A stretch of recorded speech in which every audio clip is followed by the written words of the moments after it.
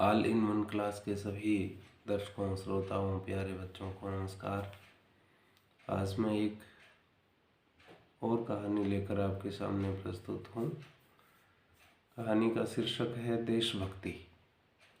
देशभक्ति के भी कई रूप होते हैं, तो मेरी इस कहानी में देशभक्ति के 2 रूप सामने आए हैं। कहानी इस प्रकार है। सपना सच ना हो तो क्या हम सपना देखना छोड़ दें? सभी सपने तो किसी के भी सच नहीं होते, फिर मेरे कैसे हो जाते?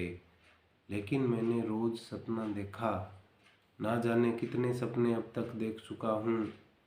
मेरा भी एक सपना था जो मैंने नींद में नहीं देखा, जागते वक्त देखा। मेरी उम्र कोई 4 बरस की होगी तब की बात है, क्योंकि इससे पहले की निज कहानी तो मुझे भी पूर्णतः याद नहीं है। बचपन में मैं बड़ा होशियार था। इसका मतलब यह नहीं कि मैं अपनी प्रशंसा कर रहा हूँ। मैं वास्तव में ही बड़ा होशियार था, अच्छे दिमाग वाला था। इसी कारण मेरा बचपन बीतने से पहले ही मुझे स्कूल की राह पकड़ा दी। कुछ शरारती होने के कारण मुझे अपने बचपन के अंतिम सुनहरे पल स्कूल की 4 दीवारी में बिताने पड़े। दादाजी, जिनको मेरी शरारतों का खामियाजा अधिक भुगतना पड़ता था, एक दिन कान पकड़कर स्कूल में ले गए। निकर और छोटी सी शर्ट में हवाई चप्पल पहने मुझे देखकर बच्चे हंसने लगे और बड़े ही कौतूहल से देखने लगे, जैसे किसी मदारी और उसके बंदर बंदरिया को देखकर अक्सर बच्चे खुश हो जाते हैं। गुरुजी ने मुझसे मेरा नाम पूछा तो दादाजी ने मेरा नाम बता दिया। कौन सा नाम पता है? जो मुझे घर में लाड प्यार से बुलाते थे, लेकिन वो नाम गुरुजी को नहीं जंचा, क्योंकि मैं देखने में मासूम और सुंदर लगता था। गुरुजी ने उस दिन मेरा नामकरण कर दिया और मेरी मासूमियत को देखकर नाम रख दिया कन्हैया।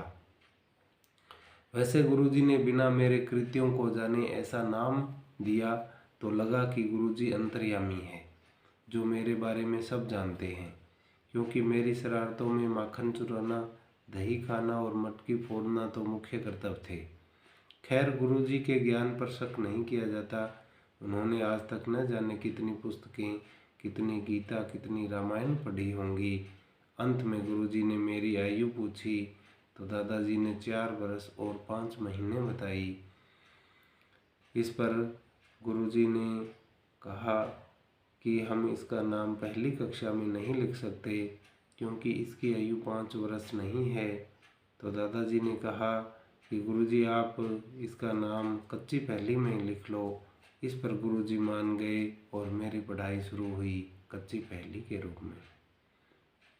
कुछ दिन तो मुझे लगा कि मुझे किसी शेर की भांति जंगल से निकालकर किसी पिंजरे में बंद कर दिया है, लेकिन वक्त बीतने के साथ साथ मेरी दोस्ती कुछ ग्वालों, कुछ गोपियों से हो गई। इस दोस्ती की गहराई ने ही स्कूल में आने की मेरी रुचि को भी गहरा कर दिया। स्कूल में आने का एक फ़ायदा और हुआ कि मेरी शरारतों में कुछ नई शरारतें भी जुड़ गई, जिनका जिक्र यहाँ नहीं करूँगा, क्योंकि उन शरारतों को सुनकर कहीं आप मेरा नाम न बदल दें। मैं शरारती तो था ही, पढ़ने में भी होशियार निकला। गुरुजी ने जिन बच्चों को नाम पक्की पहली में लिखा था, मैं उनसे भी आगे निकल गया और इसका इनाम गुरुजी ने मुझे दिया, सीधा दूसरी कक्षा में कर दिया।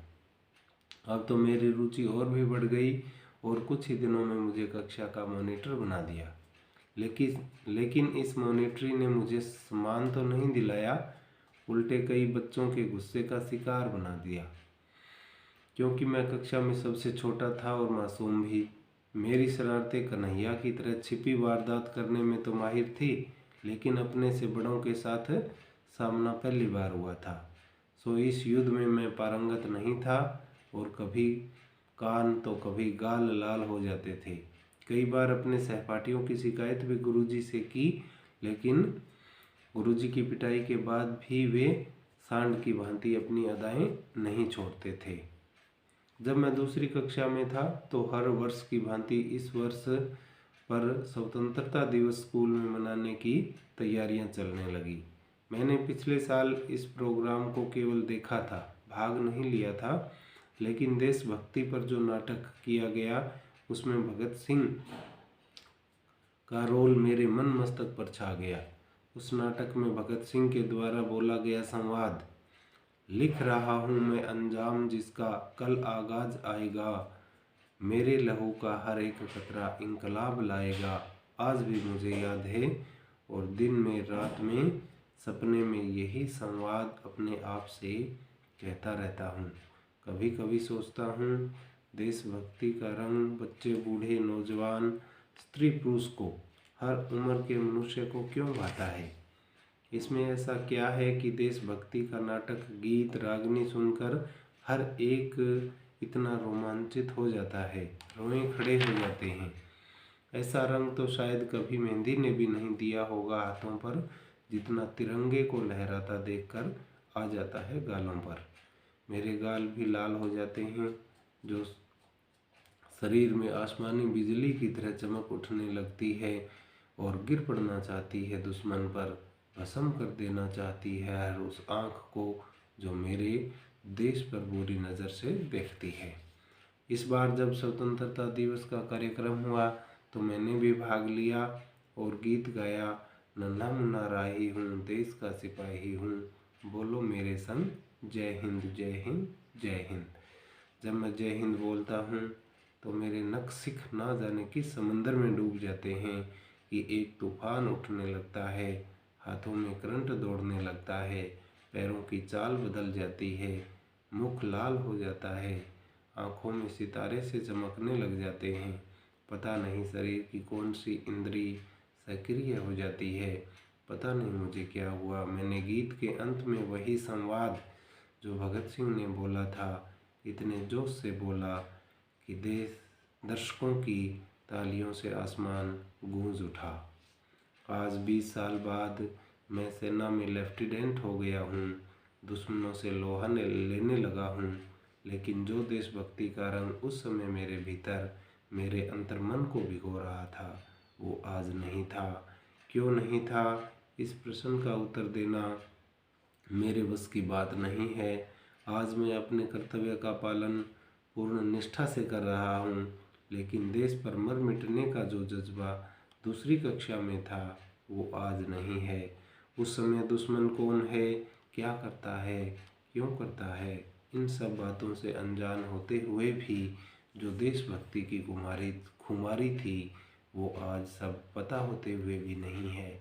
लगता है जैसे देशभक्ति के दो रूप हैं, एक वह जब सामने केवल देश होता है और शत्रु अनजान होता है फिर भी अपना सब कुछ न्यौछावर करने को जी चाहता है। दूसरी देशभक्ति वह जब देश के साथ साथ अपना परिवार और समाज भी होता है, शत्रु अनजान नहीं होता, सामने होता है शत्रु, फिर भी ना जाने कौन से स्वार्थ की बेड़ियां बंधी होती है जो रोक देती है शत्रु का विनाश करने से, देश पर मर मिटने से। काश हम फिर बच्चे हो सकते और वही देशभक्ति का जुनून हमारी रग रग में दौड़ता। जय हिंद।